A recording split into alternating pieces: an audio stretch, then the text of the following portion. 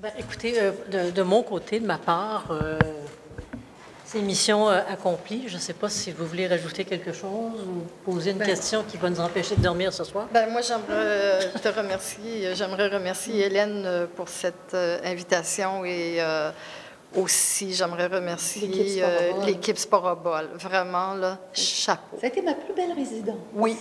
Dis-le plus fort. Honnêtement. Vraiment extraordinaire. Ce fut ma plus belle résidence. Non, parce qu'en fait, c'est l'aspect de la convivialité avec les ressources, la proximité avec les ressources, le confort aussi dans l'accueil, là où on demeure, l'accès au studio en tout temps qui est juste à un pas. En fait, c'était vraiment, il y a une belle cohésion dans les équipements, l'accès aux équipements, l'accès aux ressources et tout ça, là, je trouve que ça a très, très bien fonctionné, ce qui fait que j'ai jamais été aussi efficace sur une résidence. Là. Il n'y a pas de temps mort. Là. On peut vraiment, j'aurais pu travailler nuit et jour dans le studio, ce qui est exceptionnel. Très souvent, dans les résidences, c'est plus gros, donc c'est plus difficile d'avoir accès rapidement à l'aide technique ou encore aux ressources qu'il faut se diviser. La tranquillité aussi, c'est super tranquille. Et comme tu soulignais tantôt lorsqu'on en parlait, c'est qu'une résidence, c'est un temps privilégié, en fait. Tu t'extrais de ton milieu naturel de vie. Tu ne penses pas à tes factures trop. Oui, puis toutes les choses qui te préoccupent, ou les 12 000 courriels auxquels tu vas répondre qui n'ont pas toujours, qui n'ont pas beaucoup d'intérêt non plus. Donc, tu es libéré de cette chose-là pour vraiment te donner un espace. Et là, c'est vraiment l'idée d'espace, du temps pour laisser juste l'esprit voguer puis réaliser une chose, en fait. Est-ce que ton expérience ici a été très conséquente dans ce qui a suivi après?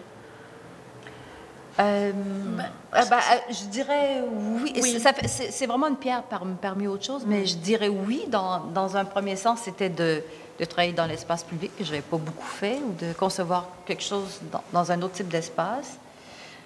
Il y avait... Juste une petite chose, je réponds... Une chose que je voulais souligner, dont on n'a pas parlé, on parle du studio, de la qualité des studios. Moi, j'ai beaucoup apprécié le fait qu'on puisse faire une modélisation en haut qui était vraiment similaire, un petit peu plus réduit que là où j'allais me trouver après. Et ça, bon, j'ai souligné tantôt, comme on était en train de monter, tout le système, ça n'existait pas. L'équipement était là, mais on mettait les pièces ensemble, puis on le fait fonctionner. Mais le fait d'avoir travaillé dans le studio, d'avoir eu vraiment une représentation physique exacte, où je pouvais mesurer, faire les expériences dont vous parliez aussi, comment ça réagit, comment je fais la spécialisation, les découvertes qu'on a tous les unes et les autres faites ici. Ça, c'était une chose extrêmement précieuse, en fait, dans un contexte de résidence, et qu'on ne trouve pas partout non plus. Ouais. Et c'était juste pour enchaîner très, très rapidement. Moi, j'ai donc pris le matériel avec lequel j'ai travaillé ici pour faire une production pour la radio australienne qui a été diffusée au printemps, qui s'appelait 86 400 Second Time Zones, où j'ai continué à enregistrer des gens comptés. Je me suis rendue jusqu'à 140 personnes qui ont compté en 50 langues différentes, allant différents dialectes chinois, arabes. J'avais du somali, avec un peu toutes les langues européennes. Et pour le structurer différemment, donc j'ai repris ce matériel que j'ai remodelé pour un autre contexte de présentation. Et j'aime cette idée de prendre une chose qui se transforme autrement, puis structure autrement, parce que là, je suis à travers les fuseaux horaires, une structuration de densité de population par fuseau horaire. Donc, il y avait une construction qui se faisait à travers ça, qui jouait avec cette idée des différents temps qui existent, du 24 heures, de la seconde, du temps humain. Bon.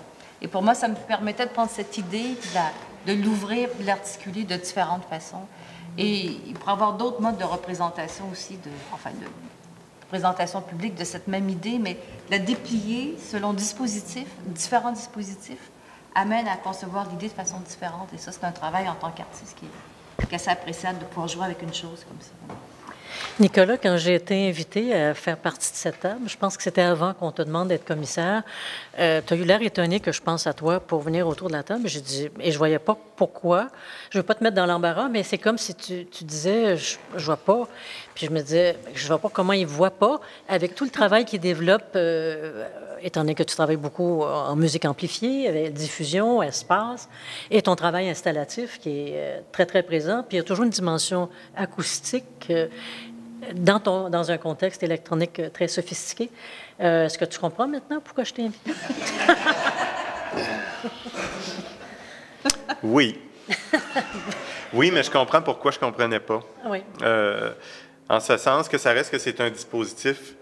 Moi, j'aime pas être imposteur. Puis je me sens de toute façon tout le temps imposteur partout. Fait que je suis tout le temps sur mes gardes. Moi, chaque invitation, en fait, a priori, c'est non, j'ai pas rapport là parce que je sais pas où j'ai rapport, là, mais j'ai l'impression que j'ai pas rapport, jamais. Okay.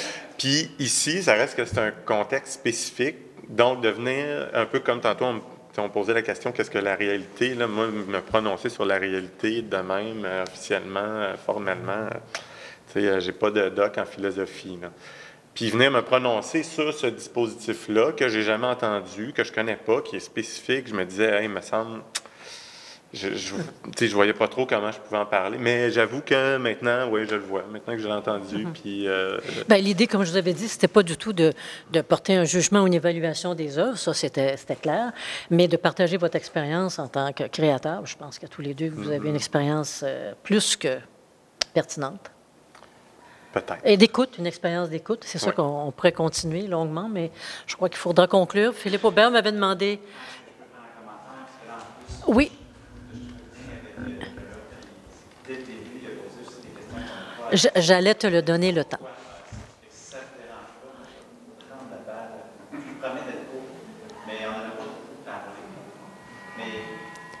Même si c'est fait pour des passants qui ne sont pas nécessairement audiophiles ou expérimentés en sonore, etc., il y a quand même des choses qui se passent avec un dispositif comme ça.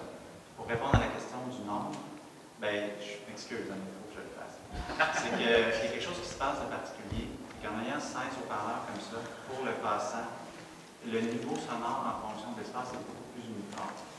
Donc, c'est comme si c'était un éclairage uniforme, si on peut dire. Alors, si on en avait eu 4, pour le passant, ça aurait été fort, beaucoup moins fort, etc. Donc, il y a un gain comme ça. Il y a peut-être quelque chose aussi qui est méconnu, mais c'est aussi lié au niveau. C'est que le fait d'avoir une source sonore qui est linéaire, de ces 16 haut-parleurs qui émettent une ligne, fait que le niveau, avec la distance, chute moins qu'une source sphérique. Parce que quand on a juste un haut-parleur, toute l'énergie se distribue sur une sphère. Quand on a une source qui est un cylindre, d'ailleurs, vous avez peut-être déjà vu des haut-parleurs cylindriques hauts, ou une autoroute qui agit comme une ligne source, bien, le son va toujours aller plus loin. Donc ça, c'est aussi un intérêt aussi, c'est-à-dire que ça nous permet de projeter plus loin dans la ville. Puis la densité aussi fait que la transition de la spatialisation est beaucoup plus douce, parce que c'est connu même dans les systèmes quad, comme je disais, des années 70, il y a souvent les trous qui vont se produire entre les haut-parleurs, les transitions ne seront pas aussi fluides.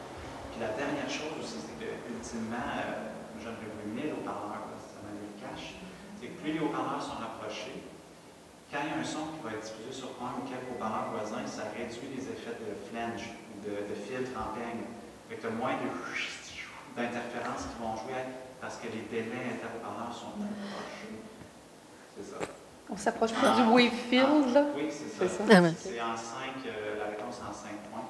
Je les ai pris en main. L'analogie d'imaginer faire de la vidéo avec juste 16 pixels. Le but, c'est d'en avoir tellement haut-parleurs, tellement proches que le tout devient possible. Merci. Et en dedans de 5 minutes, c'est...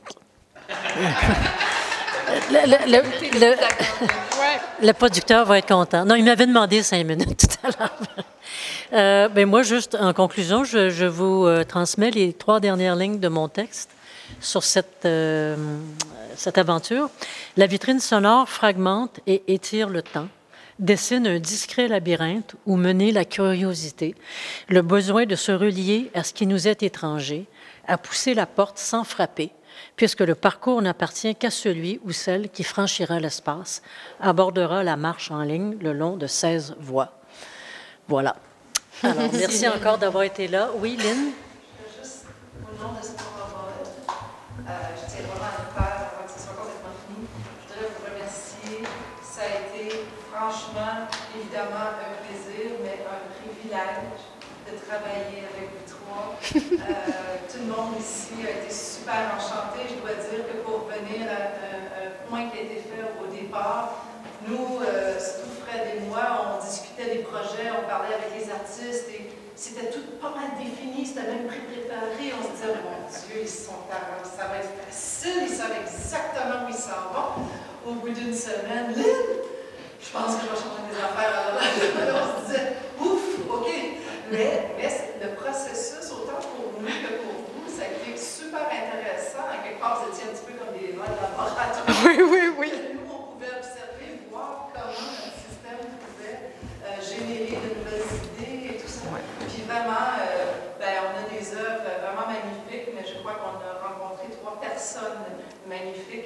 Et j'espère que vous allez garder un contact avec nous et qu'on va vous voir parce que vraiment, au départ, ça a été un privilège. Merci. Oh. Et je vous rappelle l'alternance des œuvres, une semaine. La diffusion. Fin octobre. Fin octobre. Apportez vos couvertures, votre thermos. Merci encore aussi. Merci à vous. Merci.